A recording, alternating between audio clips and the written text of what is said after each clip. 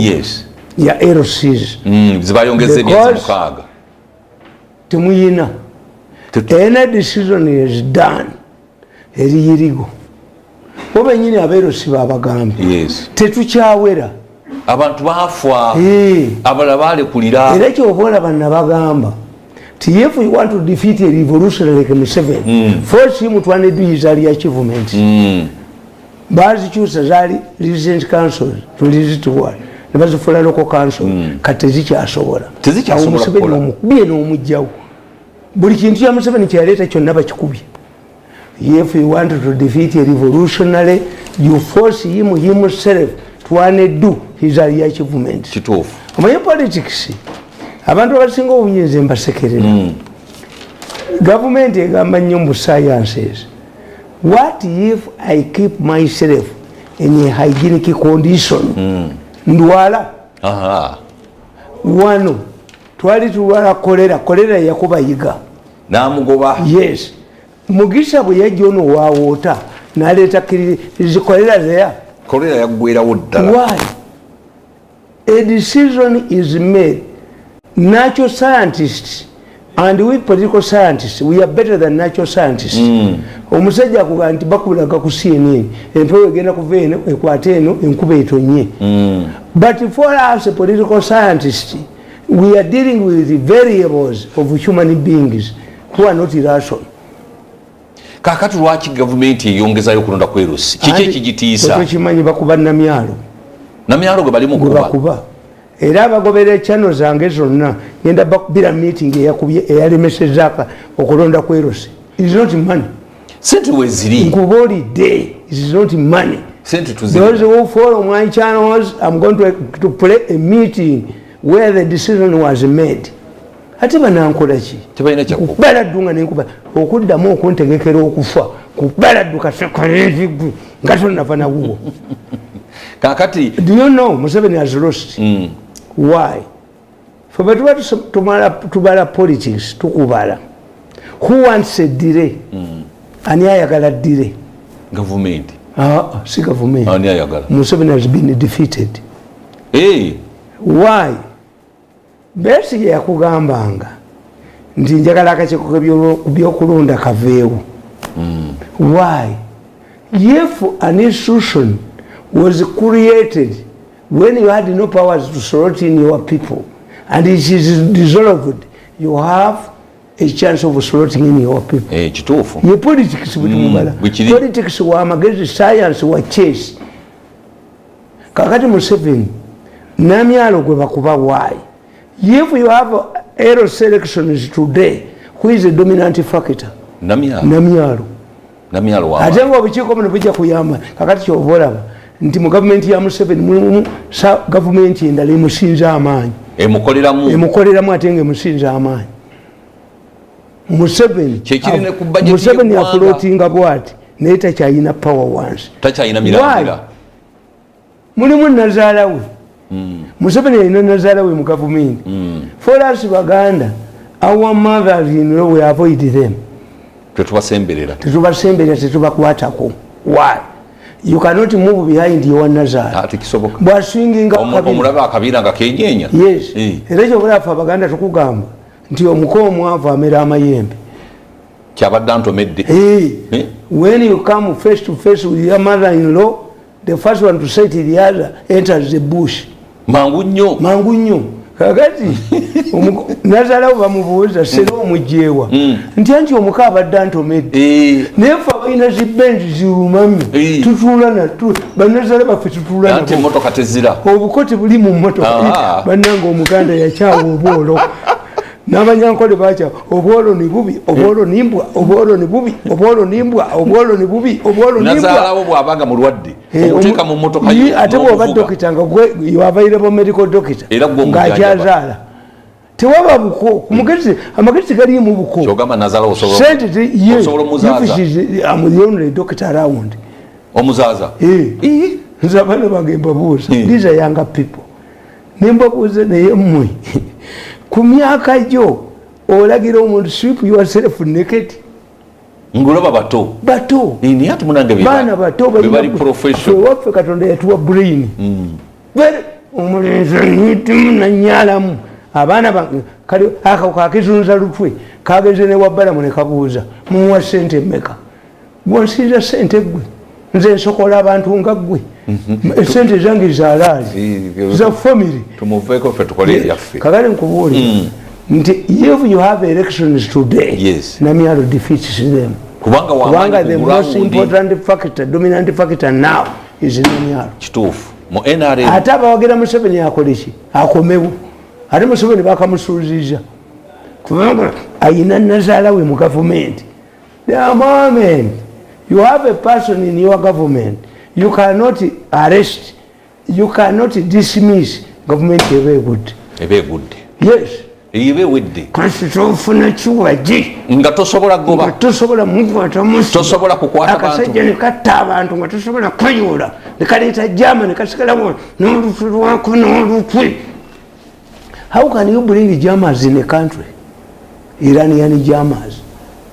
You say to backward nabagamba tifa abayizi tukola bwetuzi kasembwa ojiwerera ayirya embwa nekomawo mu magulu amanya nti nekiri ebizi a leopard on the tree or there is a python tekayo nawe tolinda kasitembwa ekomawo mu kire kutadde kati abayisombwa bwe batunulira ono python bamutunulira ngo Nduke bisi oloka nadukana yes katulubani abana atuyamba is me who has destroyed the jammers nze nezikubye nezijjawo kakati kino kiteese ekyokulekawo ba LC parliament yakiyisizza anti kyenkubuulira nti is Museveni who is losing.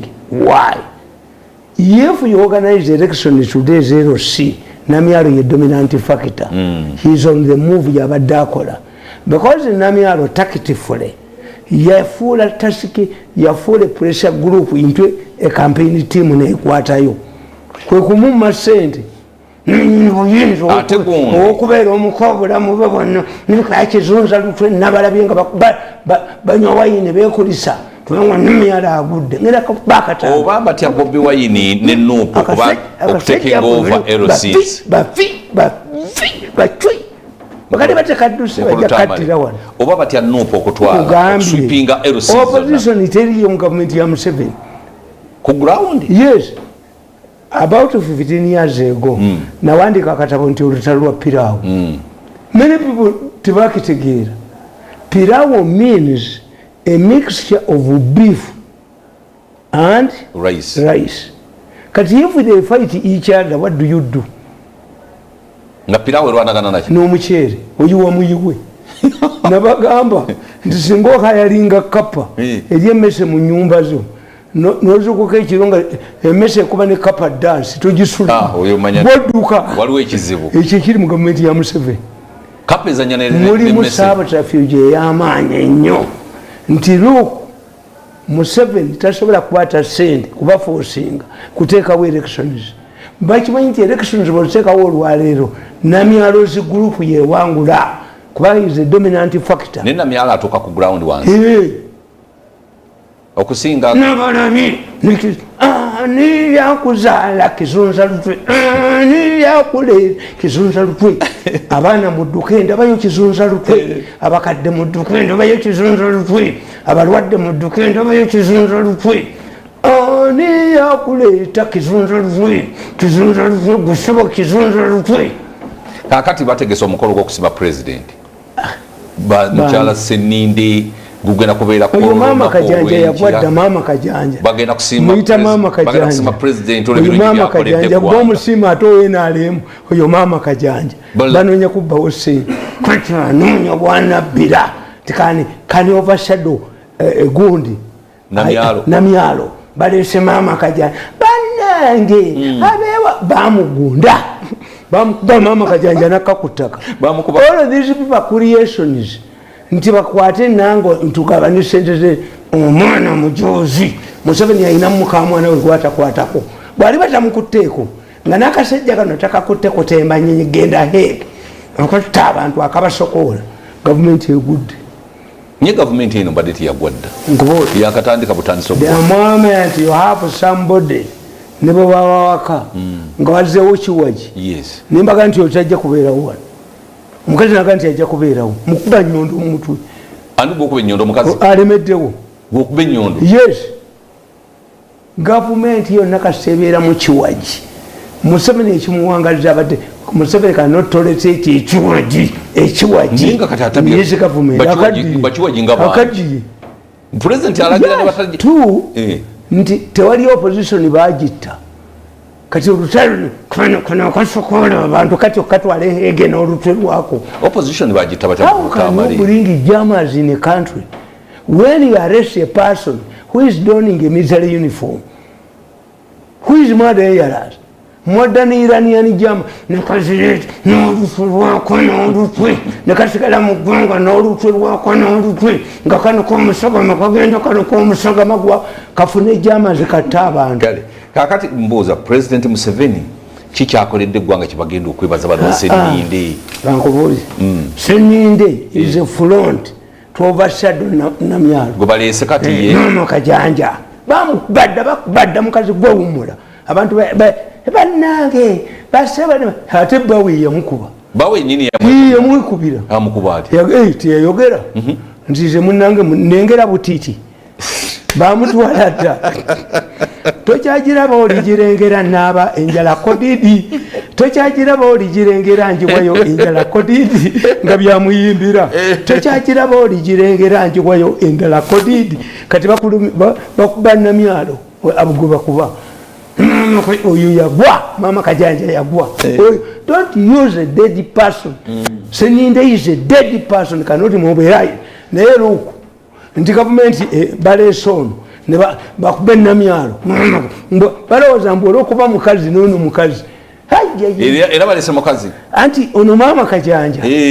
gwe baleese bano bebamuteekamu ssente naye ayina abantu bebasomba obuso kati abo bannalwiso mwebali baguluminga abo bakube Namyalo tabawanguzi olaba Namyalo tebamuma ssente z'operation naye tengakola nnyo mukazi oyo akola nabaga nti abeerawo ku gulawundi gavumenti ya Museveni eringa ndogoyi bamukyala Senninde bano okujjako okugira asante yapunda ni mateke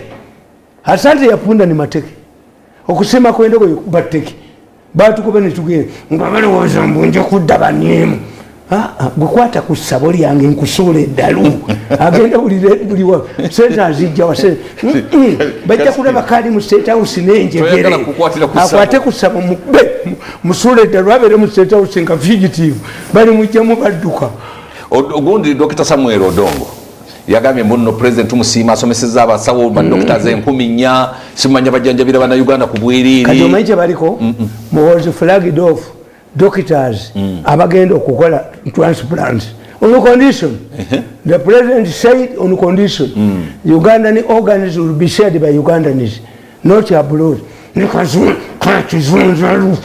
kakizunza lufe kasajja gwe tujja kubagana paka ng'otembye ennyonyi nja kutembesa ennyonyi nkatuusiza entebe ndikajja nkawalula nkatwala n'olufe lwako gala wemba kube bakutte kalenzi gwe katolaba eno sole siye mbadde nkubuulira UNRA 21 agencies hit eno ya UNRA eri national Revenue Authority omuli omukazi yasibye abantu bonna saala ebifa atunda bitunde nakamufolowinga emyezi 6 raise your agrehead nkokube nkumalewo mukuba obutambi adduke abaana bangi abasibye abasibidde mu makomera abakulira district zonna and she is the head of taxation we have problems how can a stupid woman like this how can you remove Songo padlocks in a village where it is attacked by robbers?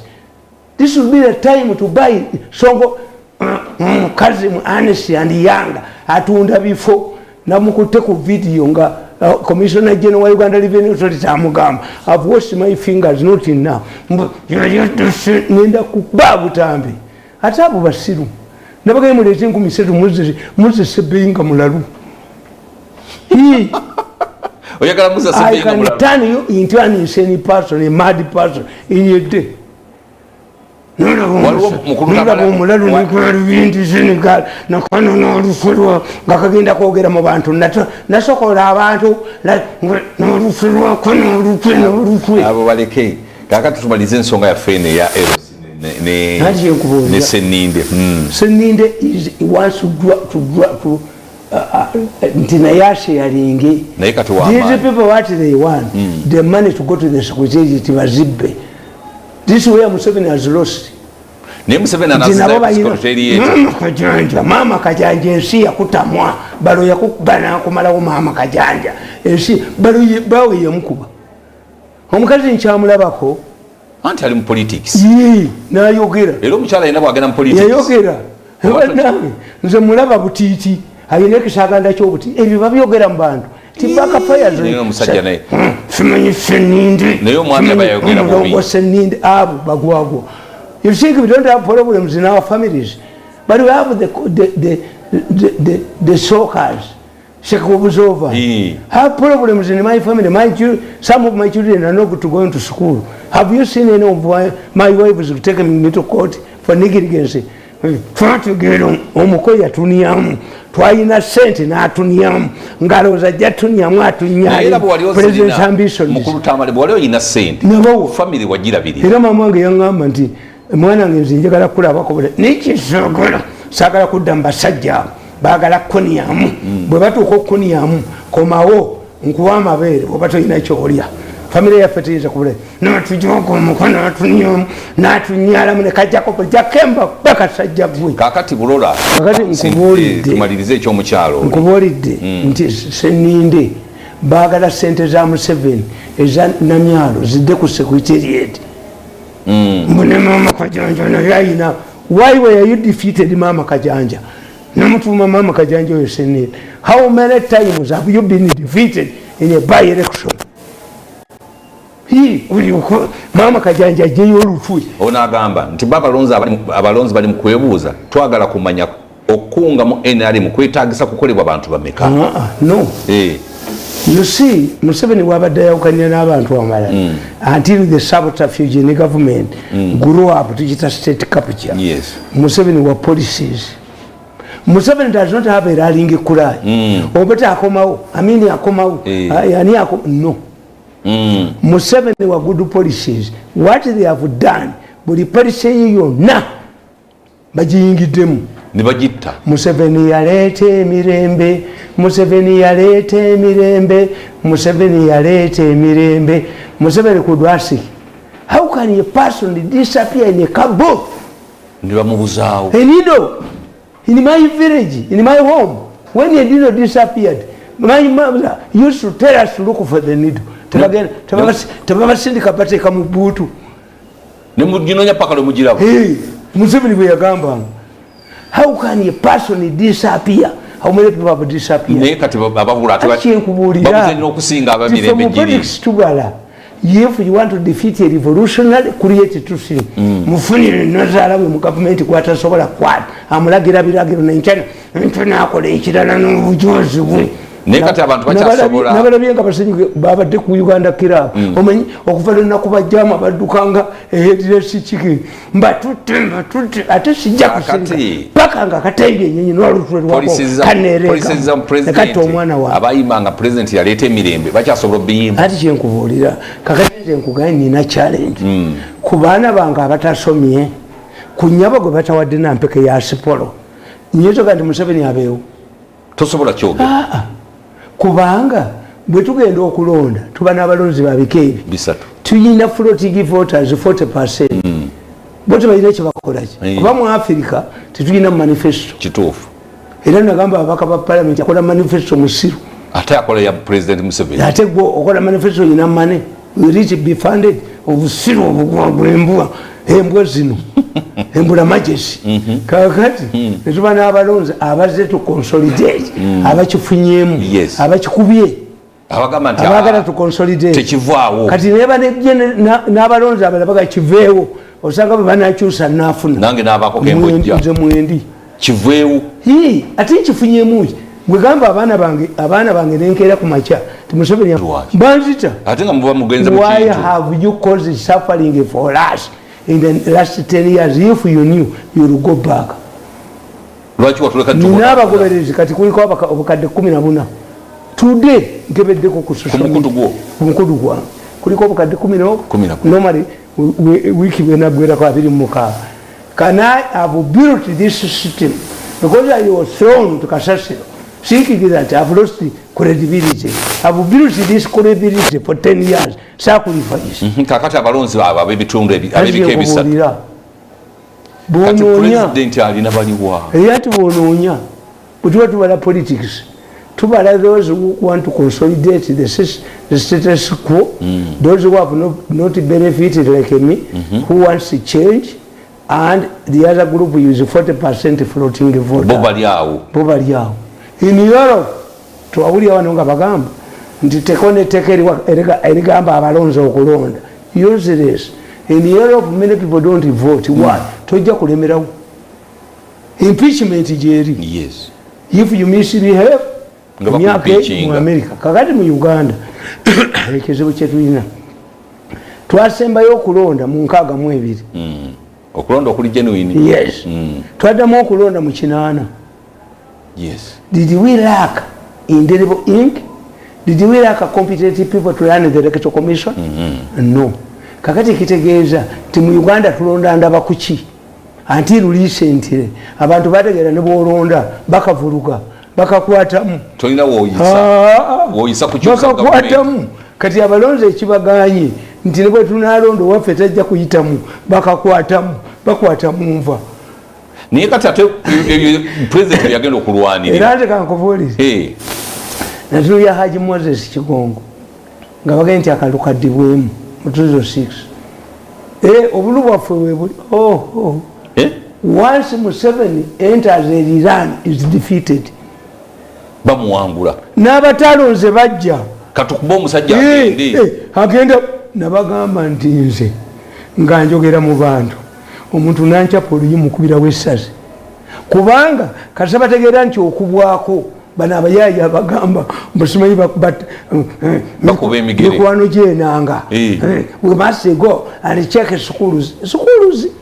bali abalya sente nze nagenda nebagulawo ekisabo kya mutaani wange hamu nagenda ne jambiya yange wagenda naye era anti omuserikale teyaliiwo tewaliwo baserikale ninziyanzekka tebakucekinga kumulya bakuba tteke ogikubaana tebanjaza ogikubaana sali bakutema bantu munda naye nali njagala buno obukuba tteke buno enanga bwawaana obukuba tteke shu ate nze jambiya yange njiwagaza kisula n'omusulo gwa bebi shu omusulo gwa bebi bagukuŋŋanyiza omusulo gwa bebi n'oguwagaza ejambiya nekisula oyisako buyisa nze mbwagala nnyo obukuba abantu tteke ninze bumanyi kakukwateko okalage enyondo ntambula nayo nawane weeri baba atayina mukwana yeka nzikankuvuli buli lwendaba enanga nseka busezi enanga bamukyusizza bamutaddewo ne bamujja kakati yamyuka director wa Interpol kati batuletedde Kituuma agende eyo Kituuma gwe baaliise enanga musajja kazanyirizi alinga ono owa Iraq. How can you tell the people that those who attack innocent people in Kampala, not in Karamoja where the cattle rustlers, that this we should talk to the schools not to train them? Why don't you apprehend them? Kakati nze kasampulire enanga byayogera enanga yagamba Bugundi tumwetaaga nantaba ate nantaba omwetaaga ki enanga kabawumuleko mubadde mumuli bubi enanga abadde muzinyi wa Katemba naye njagala kwebaza bano abasajja abatera mu ssente wagane kujja Kimbo wajja kajja Kimbo wafunye ssente nyingi mu batule n'abazungu bazze ajina namwe abawe ku ssente ate nze nabagamba kyemanyi kiri kimu waliwo yagenda mu UCC n'abagisawo repeating ye tebagirabo make a repeat yafu yabiranga wekiro ye yagwa yaneereka mu nenjikuba ku ttaka nabagamba nti nze omukazi ayina n'abaana atambula takabira baana ekisala atambula nakyo ekisala ye brain yange eno brain oluwongo si lwe luwomye wagenda wona wazaalira yes bagiyingiramu naye singa mufuna ssente nyingi NBC yafunangamu miliyoni aga asatu nikagendayo n'olutwe lwako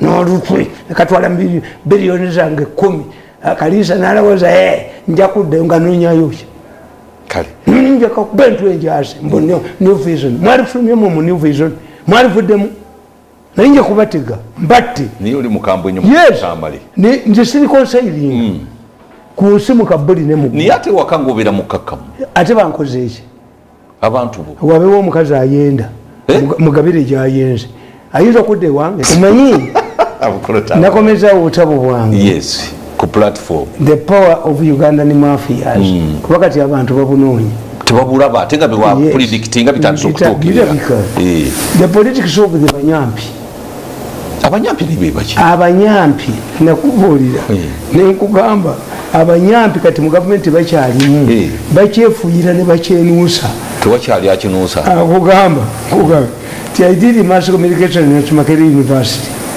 In mass communication there is what is called similes.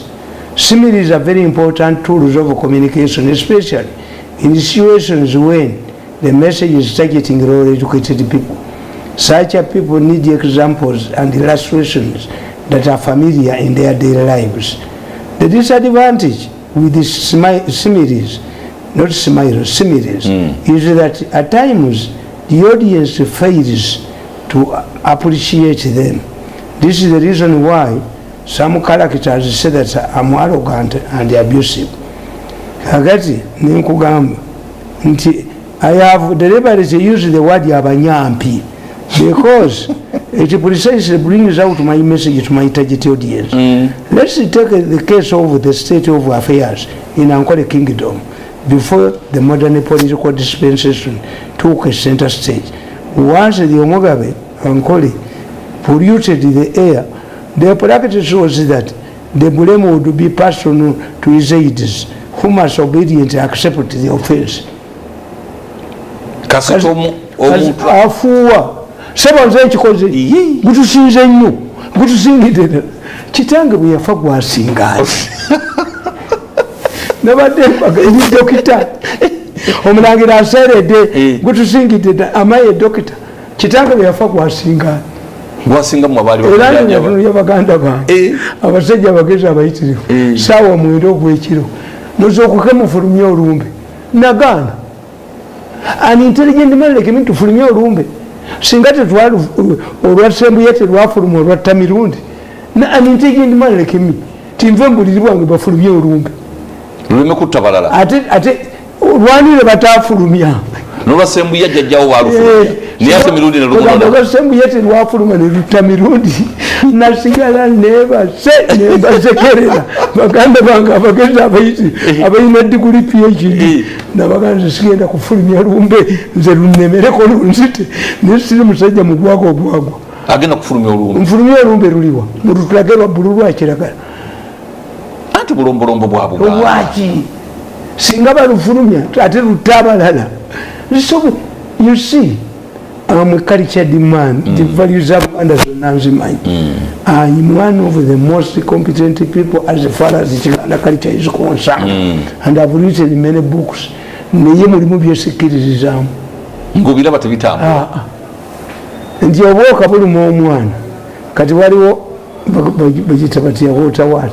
Omwana omutunga adapatinga ku mabeere ne gyavudde obuwoka bumuluma temutwale bajjajja wa mutuuma erinnya ye kyakola kugaaya bino ebikaawo ki atasenyama nnyo awandule mu mwana tikisoboka afuna infection tikisoboka nze mambanga ngamba muti twabakuze yes twalalako gundi nti enkumbi ekutemye nga bateekawo serina nga basirawo serina n'ekyayi yes kakati ono gundi yavaawa kyekyo kyonna bakikukoonako notafuna mpiso ofuna tetanus yavaawa endwadde zeeyongedde naye mu byaleeda tetwawuliranga tetanus ng'ekintu kyokusala nosigala ng'osamba omupiira nolinya ku musumaali nga bakwogezaako biwa bebi nakuyingira munda nga mwali bajjajjabi b'amaanyi anti jjajjange yali kakensa mubiri nyera muliro ate tenabako kujjajja nga apama mutoyi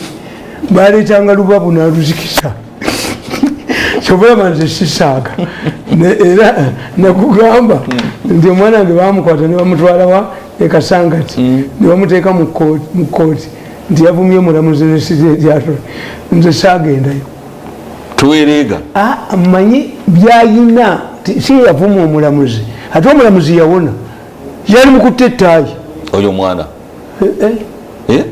ebimuliko obimanyi kalingaze onepangirako sikuyingiza kabuli misanatu sikusuula eddala ngakanakazunzolwaliba yali abakubye okutuukakale kankubuulire nti Museveni alwana na gurupu ayina nazaala we mu gavumenti bino byonna byebakola kugaana bukiiko okukola ki they are thinking that Namyalo yagenda okukolaki okubeera ku National Task Force babadde babba ssente kyobalaba n'abasekutete bavudde ne baleeta Maama Kajanja. Maama Kajanja ali floated by Nazaala wa Museveni ali mu gavumenti atagambwako. Yes, Maama Kajanja yategese omukolo ogw'ekololo nti naffe tusobola okukola abasajja banyo lwaki tebagenda abaana bano bajozi nnyo Namyala atambudde buli wamu nga bebase negalubinti zaabwe negali nakano nolusulwakolekazunzon nenda bakubeera akatambi nga bateesa ku Namyalo ate Namyalo yagenza wa pulezidenti nasangayo akatambi nga bamwewerera nanyina ensi okubeera omuko obulamu bwe bwonna nokano kakizunza lutu bwe obulamu bwabwe bonna bateesa kubba kusokola kakati mukulu Tama katika na kataba kangu karaba why Uganda is a gullible guidelines ecological debate yes togamba nga kintu nti sente zibuze ezakalulu yes mu political science every step every noise every movement must have a purpose all of decisions mu political science purposeful nti baganya okulonda why Namyalo will dominate balina okuleeta Maama Kajanja yakubwa dda nibo munaleeta Maama Kajanja ensi yamukyawo bayamukubira mu palamenti nti nno baganya okuteekawo okulonda ku LCs nga batya NUP nti ejja ku dominate batya ono kale ne weewuunya who works for Museveni who is fighting in Namyalo is not an opposition. Nze bampa abasirikale who wants to kill me, not NUP. The people who want to kill me are in NRM. In fact, for me, when you come to my home and you say you are a NUP man, nsobola okuvaayo nkubuuza kuba ondeetera information oba NRM sivaayo mala kulabira ku gundi yange nina mmira yange kwembalabira nogamba nti ono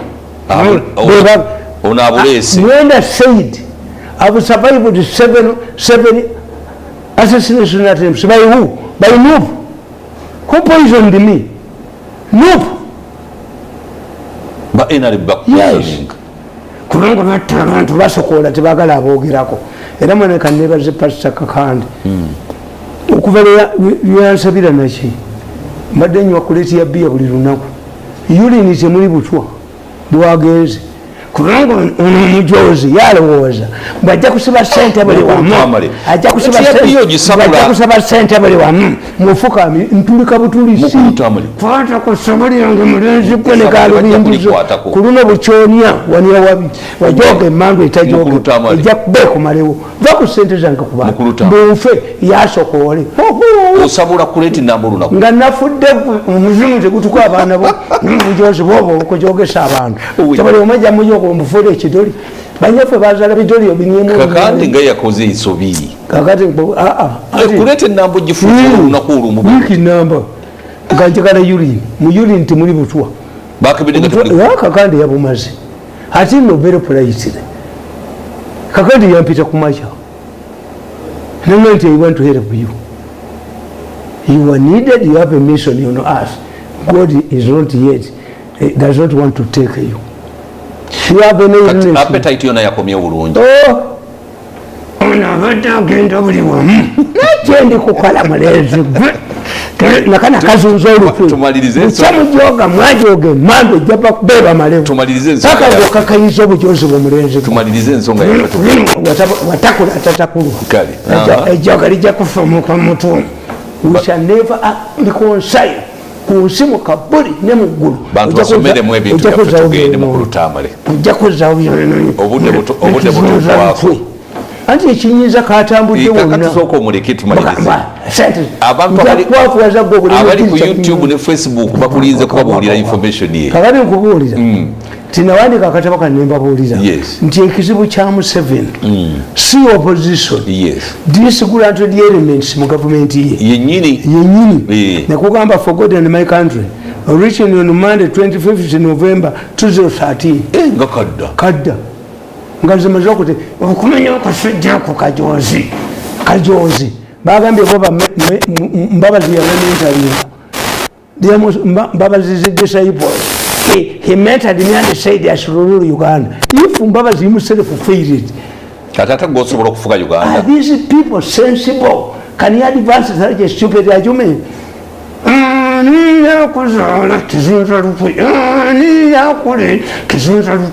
Abana mudduke ndabayo kizunza lutwe abakadde mudduke ndabayo kizunza lutwe asokola abantu toliddamu kusokola kalenzi asokole bakube bakutte ejogo nikufumuke mu nyuma kabiri katabala gundi nkugamba the opposition has tried to take advantage of disciplinary elements inside the government. However, this has failed for the following reasons. By 2013, nazala wa Museveni ngatamukwatako nazala wa Museveni ina nazala we mu government gwatakwatako naye mukozi yamugenja kuyo singamu tuyoli nisubula bakukabangolinga ekikwanga baddeko ng'embuzi ennume mozi woye paka yole n'olusulwako kasokola kaleta jama nkugamba number 1 the history of NRM shows that the party was formed on people, not a group of individuals. It is not an amalgamation of smaller groups that have come together for a marriage of convenience. Therefore, no individual can cause the disintegration of the NRM because nazala wa Museveni atakwatibwako nakono kasokola abantu ekafulontinga mama kajanja nesakweteri kyekola gwe bawe yakumalawo kasagamba mbu alengera butiiti nenkugamba because the president detects the enemy from far so that the being weavers kawukumi have been ejected before inflicting irreparable damage to the nazala we gwatya ne Museveni Jackson enemies from najono nazala we tamukwatako yani ku bantu yabanyolo ko yani ku buli muntu yagobawo buli wali sente yazijjawo fena tulina kuba bitolibye koma watu ni issue the president Jackson the enemy from far so the Billy Weavers kawukumi have been ejected before inflicting irreparable damage to the party. Number 3, Museveni has not allowed the practice of power borrowing. This is a situation where the president will only relies on the tribal chiefs or regional political balloons. Museveni's support is based on personal achievements. It has not depended on power brokers. Nazala we yazimba subterfuge tunyira muno nani yakuvule mutire nana munyala oja mulemeredde nazala. This is why Mengo strategists have lost to him. They wrongly believed that they would use the Ganda vote as a power blockers. However, they forgot that they derive their political survival on the president. They do not control Buganda. Mengo baloza Buganda mulondera Mengo. Yes. Do you have a following? Mengo is a paper type. Mengo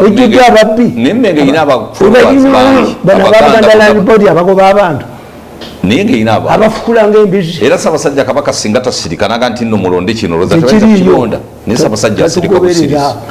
You see, if you read Buganda's politics, any division in Buganda affects the monarch. Edini bweyajja, what happened? Bamatazi bafa bawakanyani bali bawakanya Baganda kabaka.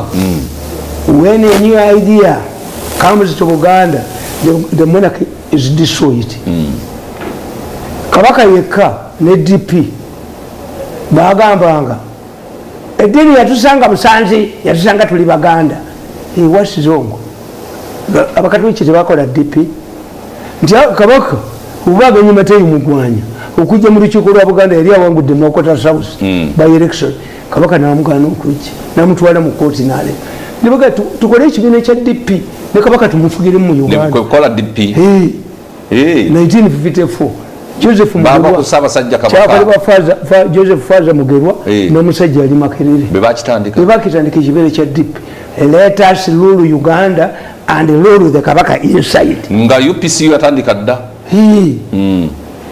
nkugambye ndi kati NRM waliwo yo Muwanga Kivumbi Muwanga Lutayi kabaka yagamba ono we NRM kabaka yagamba nkoleze zoluyira Muwanga nagamba gwoche nabagerekani sanga lyamboko. Yes. Once Baganda absorb the moment Baganda absorb a new idea, the kingdom must run away.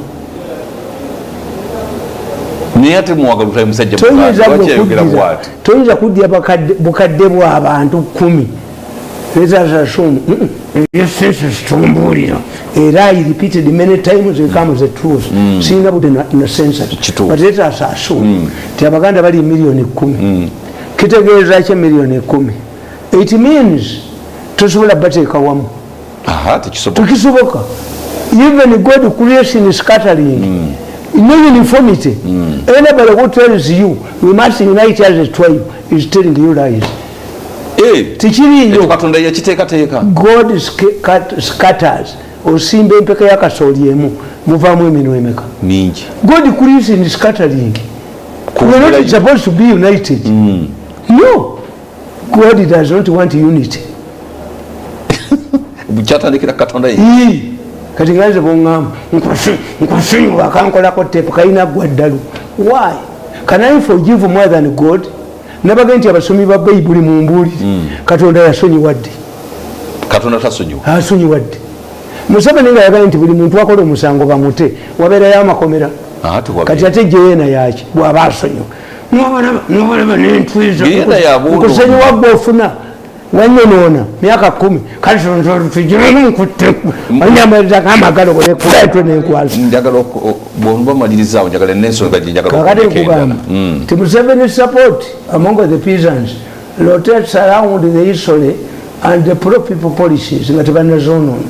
His revolution has not been captured kati bagika mulimu nazaalawe gwatakwatako likizunza lutwe has been n'otuma abantu omuntu gwosobola okukwata n'omutumira abantu ennaku ezo yabatumira profesa nti kakati ngeze biyonde gundi muddemu nekazunza olutwe lwako muhoozi n'akagoba nekaivayo n'olutwe lwako kati muhoozi yagambye mbakwata mute jama muzi nekadduka n'olutwe lwako n'omusagama gukanuka mu nyumu musagama gw'abantu ogenda kukanuka mu nyumu katta abantu waliyo tabakikomambuzi nkugamba nti Museveni has not been captured. By the time 2013 by opportunist groups he actually fights these capitalistic groups ngagira abo tebamuwamba. Museveni always leaves himself room to arbitrate. He is not always part of the problem. This explains why he solves all of the problems because he is not an interested party. Buli kizibu Museveni yakisolve yeke nyini yakisolvingira Museveni nga tannakwata ku nazaala we abotajja bakwata ngo tannamukwata ku kumubaka banga libamukozi nambira kabanga nitumuna makongo ekikongo baddeko ng'embuzi n'eminyuga lubindize Museveni atabani yabwere olutalo yalukola buli kizibu kyonna nazaala we yalukola. Museveni uses the biblical Solomonic solutions to problems, leaving his political enemies to the defensive. For example, he challenged the teachers to show him where and how he could pay the higher salaries by the money. But instead of handling teachers alone, promised an independent commission to review all of the salaries of other civil servants. He also introduced mitigating measures to the teachers, such as free houses, boosted their